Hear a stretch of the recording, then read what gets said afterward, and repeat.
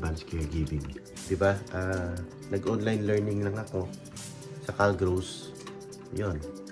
Like 40 hours yata yun. Online, self-paced.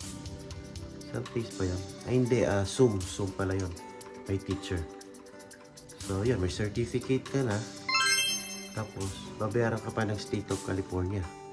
So, depende yun sa course na kukunin mo. Ako yung kinuha ko is advanced caregiving. Kasi parang yun yata yung eligible para sa akin. Matagal din, hindi ko na nga in-expect na ibibigay nila eh. Kala ko budol lang. So, inabot yata ng 3 months mahigit. Hindi ko na in-expect na darating. Tapos, yun, bigla na lang pumasok sa, sa bangko, direct deposit. Tapos malala. So, yun, www.calgros.org. Mga bab. Yung mga caregiver na nasa California, pwede kayong pumasok doon. Tapos tingnan nyo kung ano yung mga pwede nyo take na learning, online learning